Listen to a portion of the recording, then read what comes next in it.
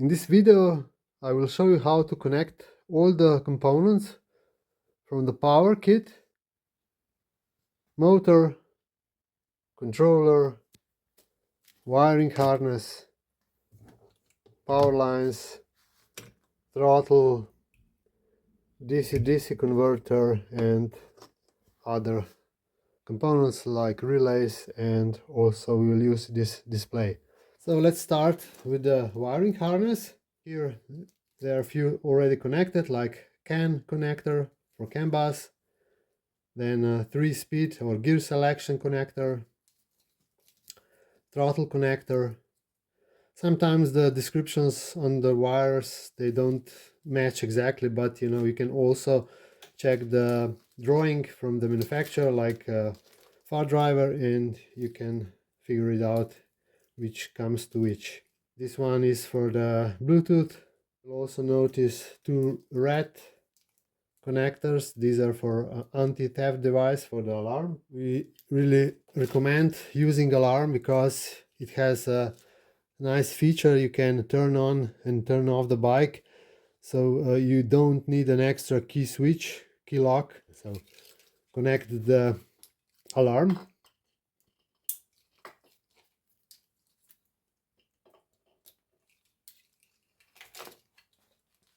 One of the most important wires, it's ignition wire. You have to find the corresponding wire on the Fardriver wiring. This is E-lock. So this signal from the key switch or key lock will turn on the controller. Reverse connector. This is for the reverse riding. So if you want to ride in reverse, just press the reverse button on the throttle switches. I will show you later, and the bike can go in reverse. Also, it's quite important, it's a brake switch. This is a high signal brake switch, so this line will carry the 12-volt current, 12 volts of the voltage, so you can turn on the rear brake light. So if you connect this one with the controller, that means that by pressing the brake levers you will also engage the braking. So you will turn on the Regen, and which is actually, it's a motor brake, and you will, by that you will stop the bike and charge the battery. So let's find the high brake connector on the other side. So this is, if you leave it like this, when you press the brake switches, the controller will enter the Regen or engine brake mode. So if you don't connect this, it will not. So it will just turn on the rear brake light if you have it, or if you don't have it, nothing will happen. The next one, this description is a little bit awkward, on the wiring side it says advance, and on this side it's one line cruise P gear. So actually this connector turns on the park button. I'll show you here. So this button, low brake signal. The low brake signal is a signal which you can connect the kickstand with this signal.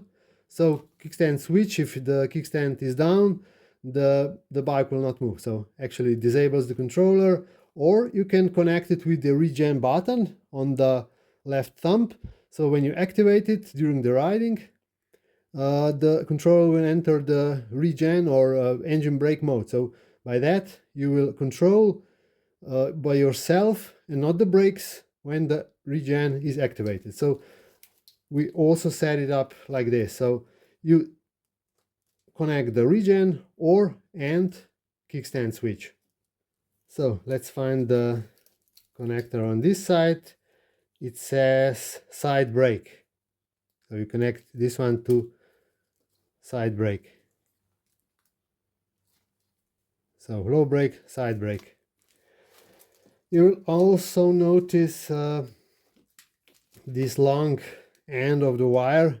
This is also a low brake signal, so you can connect to it the Regen button or the kickstand switch. So one more, the one line.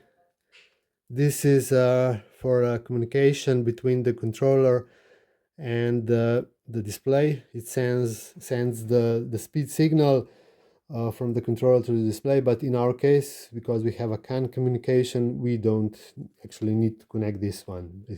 It doesn't matter in our case if it's connected or not. So on this side, basically all are connected. You will notice also 3 connectors here. Those 2 are for the blinkers, so the blue one is for the right side and the orange is for the left. So green is always ground, and also you will notice the 3-pin connector is for the tail lamp. So green is ground and the other two are brake light and also the position rear tail light. So connect this to your back lighting. Those 2 are connected to the controller, so red to red and green is ground. You connect it to the black, but we will connect them later when we plug in the phase wires and the battery wires. So this end of the wiring harness is now connected. Let's now proceed to the next connectors. You will notice this one here, it plugs in the relay. So in our case we have 72-volt system. This relay will turn on or turn off the DC-DC converter. Okay, let's proceed with this one. So this one is has to be connected to the ignition switch. So in our case we will just plug in the on-off switch, which is also what I recommend, but together with this simple switch you have to also have this one to have some kind of safety. Let's proceed now with this end of the wiring harness. This part is mainly for the connection with the display and the throttle and switches. You will also notice this 3-pin connector here. This is for the blinker relay. So if you have a regular blinkers which don't already include the relay, you will need this signal interrupt relay, so you get this blipping signal current, flowing through the blinkers. But if you have the special blinkers which already have the integrated blinker relay, then you will have to cross those 2 wires. So green, as we said, is ground, and this gray and the black should be connected, closed with the loop. So depends if you use the blinkers, or if you don't use, just leave it this one without anything. It doesn't matter. Those 2, they are for front and rear brake. So connect them with the brake switches. This connector is for the horn. Just plug in the horn. And now let's go to this bunch of connectors. So this one with less wires is not for the display, it's for the throttle, but this one is for the display. So connect display. Now let's connect the left throttle switches. They control blinkers, driving beam, warning signal, and as we said, park button and horn switch. So this connector plugs in the red one, and this connector is for the P button, connects to this one, to this connector. So what's left now is the connector for the throttle set. you know, so the bigger, the white one connects to this one, and you will notice the red, black and green. This is a throttle connector. So if in your case, in the case that you have your own throttle body, you can connect it with this connector. And this is a 3 ride mode switch, you connect with this one. We'll also use this switch to simulate the Regen switch, so we'll connect it here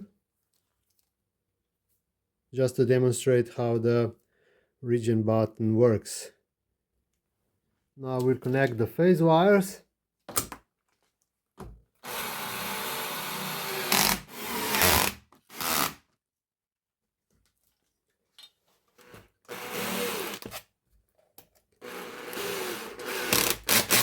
So the final wire is the battery positive connection.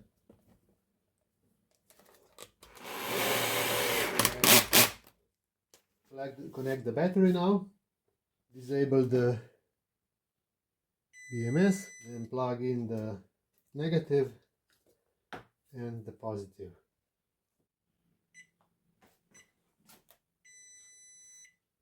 Okay, the system is now connected. Battery, display, controls, motor. So now we are ready to test.